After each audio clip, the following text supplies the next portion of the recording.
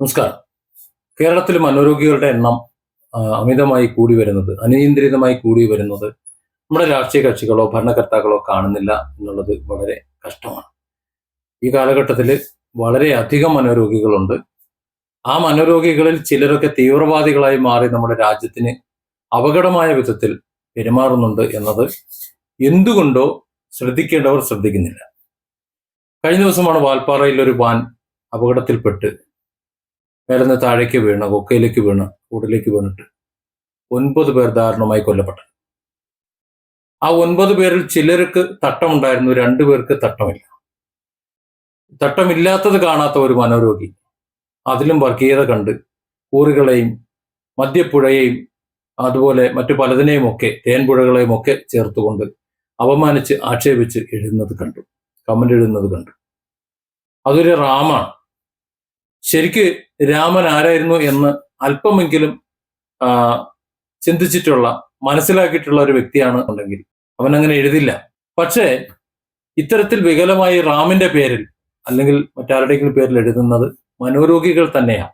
എന്നാൽ തട്ടമുള്ള ബാക്കി 7 പേർ, ആ 7 പേരുടെ ആ തട്ടം കണ്ടിട്ട് സ്വർഗത്തിലെ ഹൂർലിങ്ങളും അതേപോലെ തേൻപുഴയും മധുരക്കനിയും ഒക്കെ ആയി കളിയാക്കാൻ, അല്ലെങ്കിൽ അവരുടെ വേദനയെ, ആ വിരഹത്തെ ഒരു നാട് മുഴുവൻ വിറങ്ങലിച്ച് നിൽക്കുകയാണ്. ഒരു സ്കൂളിലെ ടീച്ചേഴ്സാണ് അവര് മുഴുവൻ ഇല്ലാതായി തീരണം ഒരു നിമിഷം കൊണ്ട്. അവരുടെ അവധിക്കാലം ആഘോഷിക്കാൻ പോയതാണ്. ആ നാടിന്റെ മുഴുവൻ ദുരന്തം. ഒരു 2 നില വീട് ഇന്നലെ ചാനലിൽ ഞാൻ കണ്ടു. 2 പേരാണ് ആ വീട്ടിൽ താമസിച്ചിരുന്നത്, ഭാര്യയും ഭർത്താവും. 2 പേരും അധ്യാപകരാണ്. 2 പേരും മരണപ്പെട്ടു. ആ വീട് അനാഥമാണ്. ഈ അധ്യാപകരാകട്ടെ ജാതി മത ഭേദമന്യേ അവിടെയുള്ള എല്ലാ മക്കൾക്കും പ്രിയപ്പെട്ടവർ. എല്ലാത്തിലും ജാതി കാണാം. ഇതിൽ 2 പേരുണ്ട്, സിന്ദൂരം മായാത്ത 2 പേർ. അവരും ഇതിനകത്ത് കൊല്ലപ്പെട്ടു. അതിലൊന്നും ഈ റാമിന് യാതൊരു മനസ്താപവും ഇല്ലാന്ന് തോന്നുന്നു, ഒരു വിഷമവും ഇല്ലാന്ന് തോന്നുന്നുണ്ട്. സത്യത്തിൽ ഈ റാം എന്ന് പറഞ്ഞ മനോരോഗി ആരായാലും അയാൾ നമ്മുടെ നാടിന് ആപത്താണ്. അത് ഈ റാമ മാത്രമല്ല, ഹിന്ദു ഇതിന്റെ പേരിൽ കമന്റ് ഇടുന്നവർ മാത്രമല്ല. ഇന്നലെ ഒരു ചിത്രം കണ്ടു.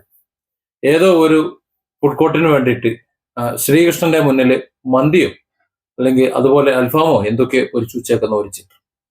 എനിക്ക് തോന്നുന്നില്ല ആ ഷോപ്പുകാരൻ അങ്ങനെ ഒരു പരസ്യം ഇറക്കാനുള്ള ഒരു മന്ദബുദ്ധിയാണ് എന്ന്. അയാളെ പൂട്ടാൻ വേണ്ടി ആരെങ്കിലും ചെയ്തതായിരിക്കാം, അയാളുടെ പരസ്യമേ ചെയ്തതായിരിക്കാം. അതല്ല എന്നുണ്ടെങ്കിൽ വിവരമില്ലാത്ത ഏവനെങ്കിലും ഒരുത്തൻ ഡിസൈൻ ചെയ്തതായിരിക്കാം. ഭഗവാൻ ശ്രീകൃഷ്ണന്റെ ബാലകൃഷ്ണന്റെ മുന്നിൽ ഒരു പ്ലേറ്റിൽ മന്തി വെച്ച ഒരു വിവരദോഷി, ഒരു മനോരോഗി. എന്നാൽ അതിനേക്കാൾ കൂടുതൽ മനോരോഗം പിന്നീടാണ് സോഷ്യൽ മീഡിയയിൽ കാണുന്നത്. കുറെ തൊപ്പിയിട്ട കുറെ മൊയിലാക്കന്മാരുടെ മുന്നിൽ പന്നിയെ പൊരിച്ച് മന്തിയായിട്ട് പന്നി മന്തി എടുത്തു വെച്ചുകൊണ്ട് ആഘോഷിക്കുന്നത് കണ്ടു. അതായത് നമ്മുടെ സമൂഹം എവിടെ എത്തി നിൽക്കുന്നു എന്ന് ഇതിൽ നിന്ന് മനസ്സിലാക്കണം. ഇവിടെ മനോരോഗികളെ ഉള്ളൂ ബഹുഭൂരിപക്ഷം. അത്രത്തോളം നമ്മുടെ നാടിനെ ജാതീയമായി നശിപ്പിക്കാൻ വേണ്ടിയിട്ട് കച്ചകെട്ടി കുറെ പേര് ഇറങ്ങിയിട്ടുണ്ട് എന്നത് സത്യമാണ്. മറ്റൊന്നുകൂടി പറഞ്ഞു കേൾക്കുന്നുണ്ട്. ഈ ശ്രീകൃഷ്ണന്റെ മുന്നിൽ, ഭഗവാൻ ബാലകൃഷ്ണന്റെ മുന്നിൽ കൊണ്ട് മന്തി വെച്ചവനും ചിക്കൻ മന്തി വെച്ചവനും തൊട്ടിപ്പുറത്ത് പന്നി കൊണ്ട് മന്തി ഉണ്ടാക്കിയവനും ഇത് രണ്ടും ഒരുത്തൻ തന്നെയാണ് എന്ന് ജാതീയമായി തമ്മിൽ അടുപ്പിച്ചുകൊണ്ട് ജാതി വിഷയങ്ങൾ ഉണ്ടാക്കിയിട്ട് ഇവിടെ ഭരണം പിടിച്ചെടുക്കാൻ, അല്ലെങ്കിൽ ആ വിധത്തിൽ ജാതി വിഭാഗീയത ഉണ്ടാക്കി വോട്ട് ബാങ്ക് ഉണ്ടാക്കാൻ, അല്ലെങ്കിൽ ചേരിതിരിച്ച് ഭരണത്തിലെത്താൻ, അധികാരം പിടിക്കാൻ വേണ്ടിയിട്ടുള്ള ഒരു കുൽസിത ശ്രമം അത് ഈ അടുത്ത കാലത്ത് കൂടുതൽ കാണുന്നുണ്ട്. അത് കേരളത്തിലും ഇപ്പൊ തുടങ്ങി. ഇത് 2 പേരും ചെയ്യുന്നത്, അതായത് ഭഗവാൻ ബാലകൃഷ്ണന്റെ മുന്നിൽ മന്തി വെച്ചവനും ഇപ്പുറത്ത് ഒരു ഉസ്താദിന്റെ മുന്നിൽ പന്നി മന്തി വെച്ചവനും ഇത് വെച്ചവനും ഒക്കെ ഒരാൾ തന്നെയാണ് എന്ന് നോക്കേണ്ടി വരും. ചില ഡിസൈനൊക്കെ കാണുമ്പോൾ ആ രീതിയിലാണ് ഡിസൈൻ ചെയ്ത് വെച്ചേക്കണേ. ഇത് നമ്മുടെ നാടിന് ആപത്താണ്. അന്യന്റെ ദുഃഖത്തെ ആഘോഷമാക്കി, അന്യന്റെ മരണത്തെ അതിലും വലിയ ആഘോഷമാക്കി, ഈ സമൂഹത്തിന് ഏറ്റവും അധികം ബാധിക്കുന്ന വിഷം അത് വെതറി, ആ വിഷം ഈ സമൂഹത്തെ മതിച്ചുകൊണ്ട് സമൂഹം തമ്മിലടിക്കുമ്പോൾ അത് കണ്ട് രസിച്ച് ആനന്ദിച്ച് അറുമാദിച്ച് നിൽക്കുന്ന ഒരു സമൂഹം ഇവിടെ ഉണ്ടായിട്ടുണ്ടെങ്കിൽ അതിൽ നമ്മുടെ ഭരണകർത്താക്കൾക്ക് വ്യക്തമായ പങ്കുണ്ട്. അത് ഏത് രാഷ്ട്രീയ പാർട്ടിയായാലും. അവർക്ക് അധികാരത്തിന് വേണ്ടി മനുഷ്യരെ തമ്മിലടുപ്പിച്ച് വോട്ട് ബാങ്കാക്കണം. അതിനെയാണോ രാഷ്ട്രബോധം എന്ന് പറയുന്നത്? അതാണോ സത്യപ്രതിജ്ഞ ചൊല്ലി അധികാരമേൽക്കുന്നത്?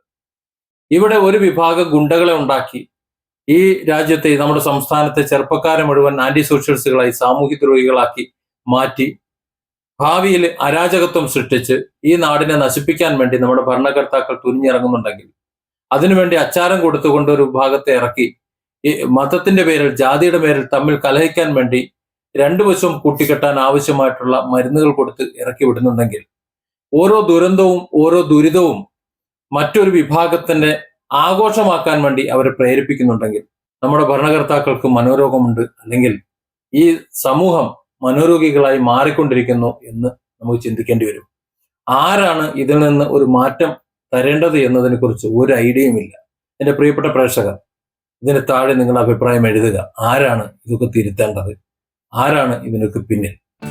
Different angles. Don't forget to subscribe and support this channel.